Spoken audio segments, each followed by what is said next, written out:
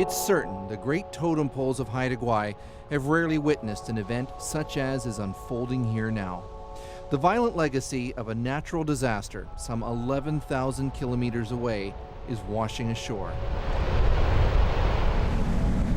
Our crew has come to Graham Island near the community of Masset on a sort of expedition to see for ourselves just how much debris, junk and garbage caused by last year's Japanese tsunami has already made it here.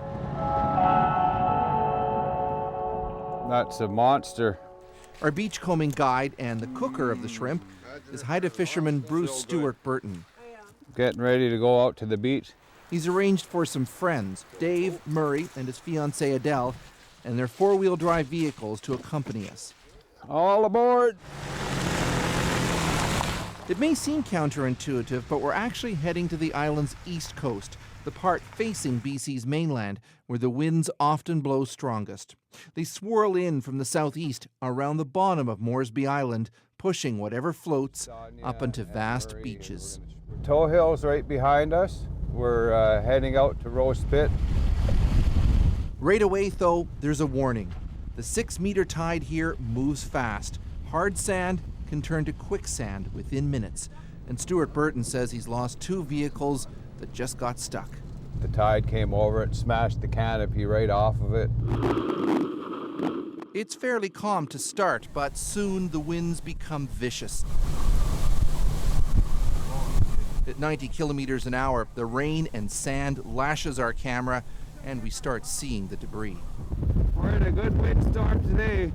At our first stop, we find foam. Lots and lots of foam, like the kind commonly used in Japan for insulating homes, and also for floats in the ocean. What do you make of it? What do you think? I don't know. It'll be a lot of mess to clean up. This is the same general area where the now famous Japanese Harley-Davidson washed ashore in a storage container in April. We also find lots of bottles, much more than usually wash up here, including many with Japanese writing. There's no doubt in my mind the majority of the bigger styrofoams that we're seeing, I'm sure all that's from Japan, from their fish farms and things like that, because you might see one there years gone by, right? One piece of styrofoam, but I mean there's hundreds of them there now, and it's just the start of it. We pick up some stuff and bring it back to the truck to clean up, but it's obvious the scale of the debris field is overwhelming. All you have to do is look at the beaches, and then it is serious. It is a serious thing. It's not our junk. I know I feel sorry for the Japanese and what happened to them, but we shouldn't have to take the fallout for it. Somebody's got to clean it up. As we drive, there's garbage everywhere. So much, it's hard to know exactly when to stop. Here amongst the driftwood, it actually looks more like a landfill, or maybe even worse.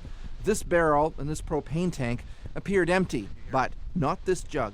This jug here looks like it still has oil in it. It's horrible. There's probably thousands of these. I mean, they didn't empty their cans before the tsunami hit, so I mean, there's going to be a lot of that coming on the beach.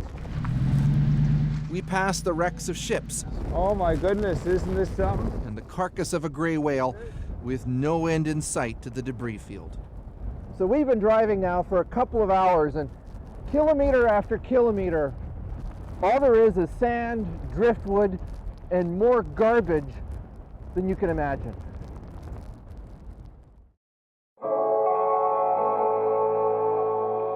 And the debris certainly isn't limited to just where we were. As we explored Haida Gwaii's east coast, a team of researchers from the Vancouver Aquarium were traveling by boat on the western Pacific side.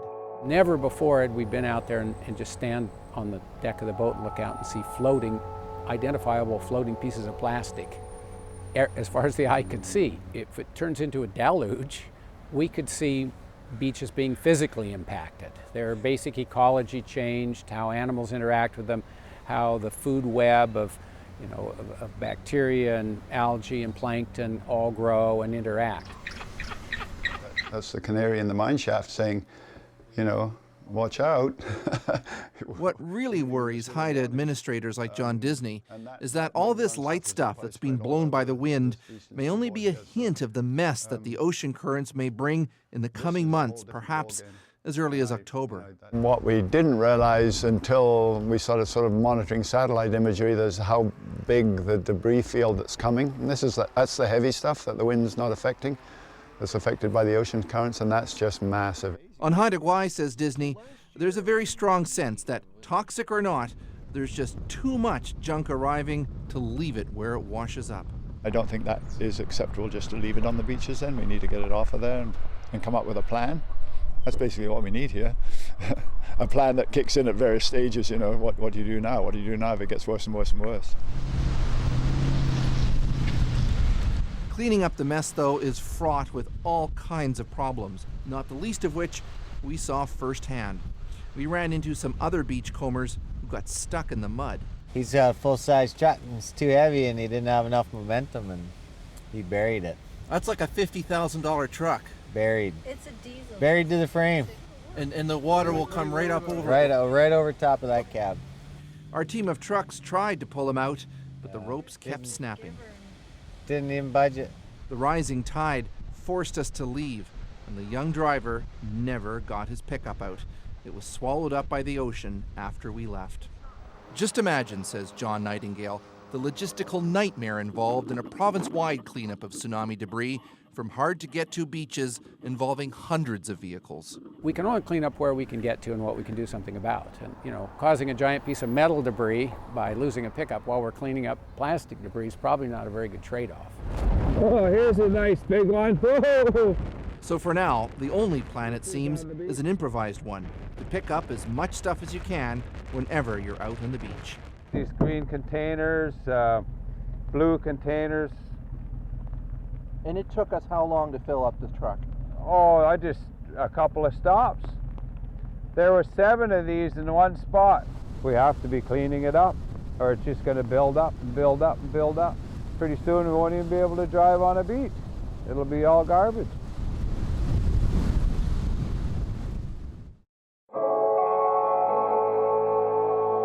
And even then, if the debris is carted away, what to do with it? Someone here started to collect all the old shoes that washed ashore, the pile of lost souls, as the locals call it. Just the first of what may turn out to be a lot of impromptu garbage piles on Haida Gwaii. Chris Brown, CBC News, on Graham Island, BC.